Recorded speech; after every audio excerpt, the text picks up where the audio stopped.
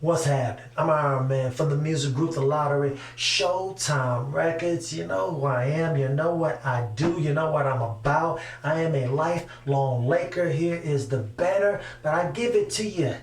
I give it to you with no bias on either side. No matter what game I'm covering or what sport or what team I'm talking about, I'm gonna give it to you straight with no chaser. Cause that's the type of guy that I am, and you deserve nothing less than the best. If you enjoy what I've been doing, and I surely hope you do, make sure you subscribe to the channel. Hit that notification bell right next to it so you're alerted every time there's a brand new video. I appreciate your support. I truly do. Before I get into this fantastic game that I just saw, if you missed it, it was a gem.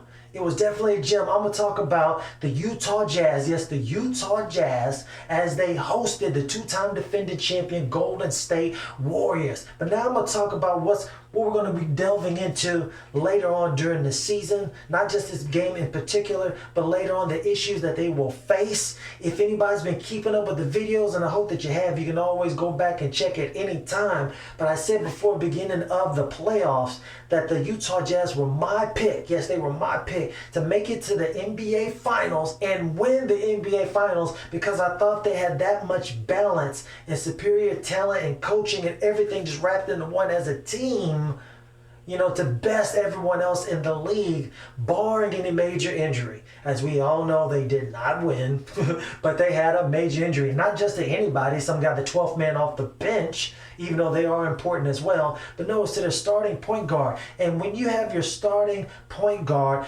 go down with a season-ending injury, it is a wrap. It is a wrap. It is a wrap, unless you're the Houston Rockets, you know, you got another Hall of Fame point guard to take James Harden's spot, you know, just in case something happens. And even then, they're going to be in serious trouble, because they're going to need somebody else to score points to make up for what James Harden does, which is super difficult to do. But a lot of these people, oh man, they're only going to have two issues. Let me just keep it real for you. They're only going to have two issues. First of all is the continued development of Alec Burks, who was a scorer off the bench. Then you got a Dante Exum. Is he going to continue to develop? Grayson Allen, you know what I'm talking about. They drafted him from Duke. The guy was kicking people. I don't know what that's about. I hope he's got whatever malice and intent that he had in his heart. I hope he got that out, because these boys in the NBA are not going for that. And he's a super talented dude. There's no need for all that nonsense. So hopefully you get your act together, because the Utah Jazz can definitely use you as a spark off the bench. But he did get a DNP for this game. I don't know if that has anything to do with it. Maybe his lack thereof of maturity, or just maybe he hasn't earned a spot yet. But also the continued development of, like I said, Ricky Rubio in his increased offensive repertoire. Because you can't just be passing every day like Lonzo Ball. You can't just be passing. Sometimes you got to get buckets. They say he couldn't shoot. He was knocking down jumpers at a consistent rate last year. And people were shocked and surprised, but I wasn't, because I had watched a few of their games. Now, besides that, the only real issue that they're going to have, because they're returned to like all their starters from last year, injuries. Obviously, derailed their last playoff run. Dante Exum had crucial. He suffered several major injuries. Man, Rudy Gobert, the Stifle Tower, their center.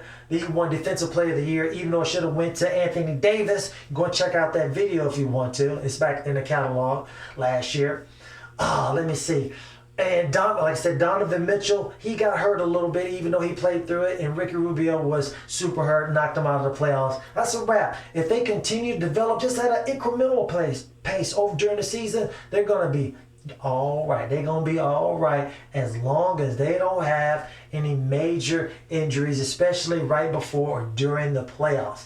Now that we've got that out the way, let's talk about this game. This game was fantastic. A lot of people, they come to you and it's like, oh man, you don't even watch the NBA, during the regular season, the games don't count. Oh, they don't count. Oh, they count.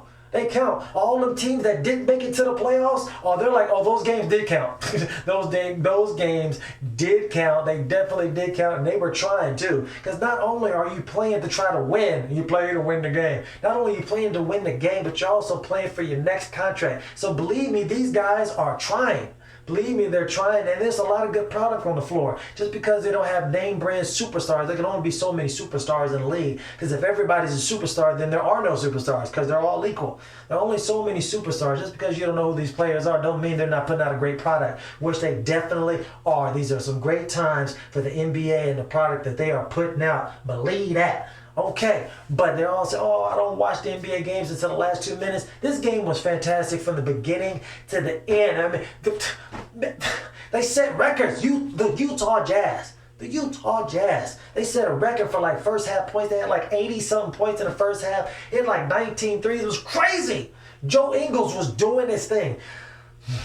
Man, Joe Ingles put in work. This guy, he is slow as molasses, but he's deceptively quick. He's slow as hell, but he's sure-footed, and he's got an awkward three-point shot with his elbow all out, but he knocks him down. This guy is knocking him down. He is good. He is good. And he's got deceptively good defense. He can pass. He can shoot. He can dribble. Hey, look, I'm not mad at this guy. He's just not super athletic and flashy. But, man, he gets the job done. He fits in perfectly with what they do. Donovan Mitchell had a terrible game. Oh, man, he had a terrible game. I don't know if that had something to do with Klay Thompson, because Klay Thompson was guarding most of the game, and they basically canceled each other out, because Klay Thompson had another trash game. It wasn't just trash, but he played like 35 minutes and only had took 9 shots, at like 9 points or 12 points or something like that. Some very low numbers. I guess they were saying, hey, man, just cancel out Donovan Mitchell and just give us what you can, and we'll be good to go, which is what they did.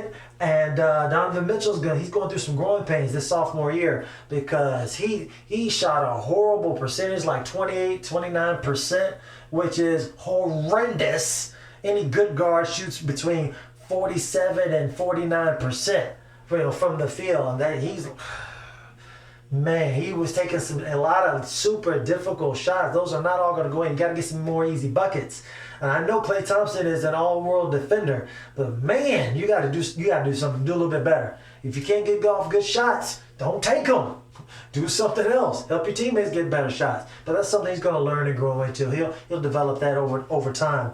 But Ricky Rubio had a pretty good game. That hardly had any turnovers. Had a bunch of assists. He was lighting them boys. He was doing his thing. I'm not mad at Ricky Rubio at all. He did his thing just like I expected him to take him to the promised land last year. Rudy Gobert. This guy only had like 6 shots. He only had like 6 shots during the game, but he still had like 16 points. How is that? Because he hit like 8 out of 11 free throws. Their center, he's like 7'3". The Stifle Tower. This guy hit like 8 out of 11 free throws. Yeah, that's like 72. Yeah, that way. He had like 72% of his free throws. That's better than some guards in the league. That's fantastic.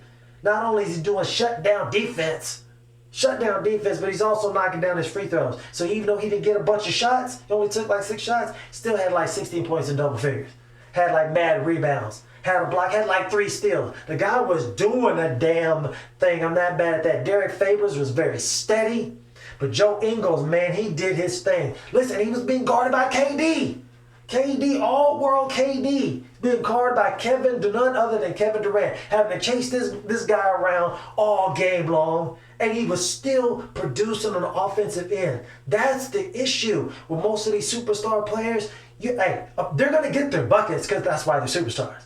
But you've got to go at them on the other end. You've got to make them work on the other end. So their legs don't have as much juice. So they miss some of those shots later on in the fourth quarter. And in overtime, they have to go into that. You can't just I'm just going to play defense and try to stop him. Because you're not going to stop him. He's got the green light. He's super skilled and talented. And they're looking for him to take shots. He's going to get shots up. He's going to make them. That's why he's a superstar. But you got to go at him on the other end. Remember that, players and people alike. When you're rooting for your players, don't be like, oh, man, we just need a shutdown defender like Trevor Ariza. Trev, you cannot go into that, I'm just a defensive player. Someone's got to score points. And you've got to score points. You can only stop them so many times. You actually got to score a couple buckets too to leave yourself as a threat. To not put all the weight and pressure on James Harden and Chris Paul running themselves into the ground, getting tired and gassed out in the playoffs, in the later rounds. Now, besides that, Joe Ingles had like 27. KD had like 38. Dante Exum was awesome off the bench. But, man, KD, he was phenomenal. Yeah, like, I don't even really want to get into that because we all expect him to be great, and I want to give him all his props. He was phenomenal. Steph was phenomenal. A lot of times when two superstars get together, LeBron James, they like to pass it to him, and it's like, oh, it's your turn, your turn. I'll sit over to the side and I'll watch you. Instead of playing with you, they'll just pass you and let you stand over the side and rest while you carry the whole load on your shoulders. They were kind of doing that a little bit last year and the year before that. But man, no, now, these guys, they are playing together. They're playing more together, playing off of each other. So you pass one of the ball, they know what they're going to do. They're looking for each other. They're not just standing around and watching the other person and expecting them to come through every single time. And they were clicking on all cylinders. Steph Curry is looking like, man, he looking like he trying to get the MVP. He trying to get the MVP, man. All these people hating on this guy, good luck with that. Because he's looking quick. The jumper is lightning quick as it always has been. He's been getting to the hole on a much more consistent and regular basis. He's making shots in the lane. Man, and that jumper is looking, I'm not even going to say, I'm going to save it a little bit later. But man, it's on point right now. It is definitely on point. These guys were doing it. But see, Ricky Rubio went back at him. I mean, he only had like 13 or something like that for Ricky Rubio. How many points did he have? But he had a bunch of assists. He made him work. He definitely made him work. Dante Exum came off the bench, made him work. Dante Exum went at Sean Livingston off the bench. Dante Exum, hey, man, this guy is a talent. He is super physical and athletic. And, man, the sky's the limit for this guy. But besides that, man, it was a tremendous, fantastic game. I'm not mad at it at all. I can't fault anyone on either side. Oh, before I get done with this, listen. Well, I'm like, man, being a Laker fan, I'm like, why did they just let, why did they just JaVale McGee go? Why did they let him go? Because they got Kevon Looney. They knew this guy was going to develop. And they've also got Damian Jones. Damian Jones, you're like, who is Damian Jones? Damian Jones is their starting center right now. This guy he's like JaVale McGee already in only his second year. I think he was like injured a little bit last year, so he didn't really get to play that much. This guy is stout on the defensive end. He runs the floor. He's super quick. He switches off to small forwards, power forwards, centers. Man, he gets boards. He blocks shots. He finishes on the break. He knows how to pass a little bit. He works in the offense. I'm not mad at this guy. He is tearing down the rim. He's trying to. He's trying to get his Shaq Diesel on. He's trying to tear down the rim every time. They're throwing these alley-oops. He's cock back the hammer. This guy is, man, listen. I see why they let JaVale McGee go. And then they got just like, as an added bonus, they got DeMarcus Cousins waiting in the wings. Just in case if he does get healthy, which I just find it hard to believe that this guy, as much as he weighs, and he's always had problem with his weight and his conditioning, I just don't, man, it takes at least a year once you come back, at least a year to come back. If Kobe couldn't do it, you see how he looked when he came back. If Kobe couldn't come back immediately looking awesome, how do you think DeMarcus Cousins gonna look? But that's another story besides the point. But it was a fantastic game. It ended, the Warriors won by a tip in by Jerebko. Jerebko got the tip in at the end of the game after Durant missed that shot, which would have been the game-winning shot. Jonas Jerebko, that's his name. Man, my mind's going. It was such a phenomenal game. I can't remember. There were so many people that contributed to this fantastic game. It was hard for me to remember his name, but shout out to you for hitting that game-winning shot. This the game-winning tip-in. But he got traded from, or they let him go from the Utah Jazz, and now he's on the Golden State Warriors, and he in front of his old hometown crowd. Wow, man, Man, that must have felt really good. That felt really good. They all surrounded him. It was like, oh man, you did that. He's right there in front of the Utah bench, like, yeah, y'all shouldn't have let me go. And maybe they shouldn't have let him go. I don't know. But Utah still had a pretty good team. I think hopefully it worked out for the best for everyone. But it was a fantastic game. You should have seen it. And I definitely enjoyed. The NBA is in full swing, full effect. My 2 thumbs up. The seal of approval. It's getting the Showtime seal of approval because it was fantastic, no doubt about it. Now, before I go, like I said, make sure you subscribe to the channel, hit that notification bell so you're alerted every time there's a brand new video. I appreciate your support. Leave all your wonderful comments because I appreciate it. I usually respond to them all when I get time. But here's a little nugget, something that no one else is talking about. Thabo Sefolosha. He used to be on Oklahoma City Thunder a few years back. He was on the Atlanta Hawks when they were going to make the playoffs. A couple years when they were really, really good, like the class of the East, as everyone thought during the regular season. But he had an incident with the police. The police injured him, and then he was out for the season. And they had charged him with some charges. He sued them, and then they dropped the charges. And he was found innocent and he was cleared of everything. It's fantastic. Great story for Thabo Sefolosha. But in the meantime, obviously during his career that he's had a pretty good career. He's been getting drug tested, as everyone does, and sometimes they're spontaneous, just out of the blue, just a surprise, random drug test. And they have a marijuana policy. I'm not here to talk about whether it should be legalized or anything like that. But in the NBA, it's a banned substance.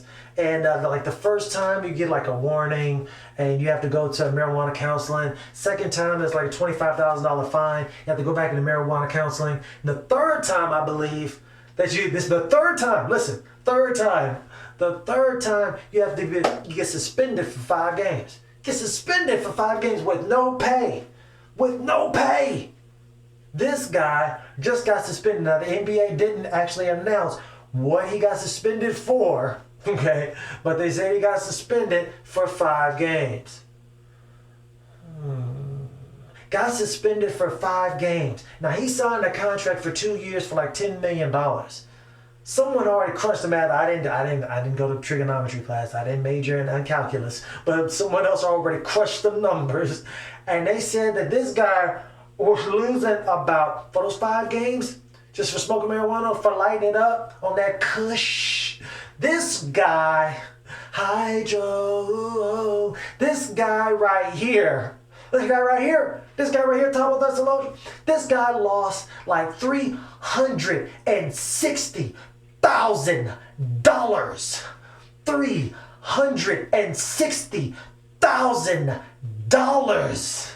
Ha. That is the strongest weed I've ever heard. It better than the best. Man, that better than medical grade. I'm talking about from man. Will the government be testing on? Man, listen, man, that better been turned to the Incredible Hulk. Listen, $360,000 for lighting up that dro. I'm cleaning this for lighting up that dro. Just a little tidbit for y'all. I believe this is his 2nd game. You got 3 more games to go. Enjoy yourself while you got this time off. I holla.